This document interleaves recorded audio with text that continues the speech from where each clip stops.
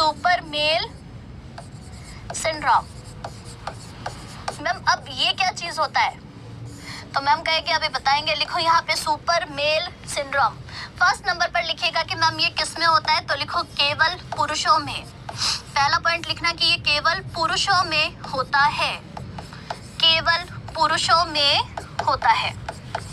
दूसरे नंबर पर मैम गुणसूत्र यहाँ पर 47, ठीक है, कितना हो जाएगा 47। तो मैम 47 का मतलब क्या है? तो भाई मतलब ध्यान रखना 44 तो नॉर्मल है, लेकिन मैम एक्स वाई वाई, तो मेरे हिसाब से समझ में आ रहा होगा कि मैम इस रोग के अंदर एक वाई गुणसूत्र एक्स्ट्रा हो जाता है। तो जब पुरुषों के अंदर एक वाई गुणसूत्र एक्स्ट्रा हो जाएगा तो इसे ही हम यहाँ पर सुपर मेल सिंड्रोम के नाम से जानते हैं। तो लिख दो यहाँ पर ये 47 का मतलब क्या है, तो 44 प्लस एक्स वाई वाई। अब क्योंकि यहाँ पर वाई हो गया है, वाई ज्यादा बड़ा है, तो मैम यहाँ पर लक्षण भी किसके बढ़ेंगे, तो मैम पुरुषत्व के बढ़ेंगे। तो सबसे पहले ध्यान रखना कि लक्षणों में क्या आएगा, तो लक्षण लिखो कि ये लोग या तो बहुत ज्यादा लंबे चौड़े होंगे, तो इनका जो शरीर है ये शरीर बहुत पतला होता है और बहुत लंबा होता है। तो लिख दो कि शरीर लंबा होता है, शरीर लंबा होता है। दूसरा ध्यान रखना कि ये जो लड़के होते हैं, ये जो पुरुष होते हैं, इनमें आक्रामकता बहुत अधिक होती है। तो लिख दो कि भाई इनमें जो आक्रामकता है ये आक्रामकता अधिक होगी। अच्छा, चेहरे पर इनके मुहासे होते हैं, लंबे से होते हैं और आक्रामक बहुत ज्यादा होते हैं। मैम इनका मानसिक विकास भी कम हो सकता है। तो बस मोटा मोटा लिख देना कि केवल पुरुषों में होता है। गुणसूत्र 47 है, 47 कैसे, तो 44 प्लस एक्स वाई वाई, और मैम यहाँ पर वाई ज्यादा बढ़ गया है, तो मैम इनका जो शरीर है ये सामान्य पुरुष की तरह नहीं होगा, बहुत ज्यादा लंबा हो जाएगा और बहुत ज्यादा लंबा हो जाएगा। और दूसरी बात ध्यान रखना कि ये बहुत आक्रामक प्रवृत्ति के होते हैं, इनको बहुत ज्यादा जल्दी जल्दी गुस्सा आता है। मैम इनके चेहरे के ऊपर मुहासे भी होते हैं और मैम इनका मानसिक विकास भी यहाँ पर रुका हुआ हो सकता है, मतलब मानसिक विकास भी हो सकता है कि इनका रुक जाए, बोलने में भी समस्या आ सकती है।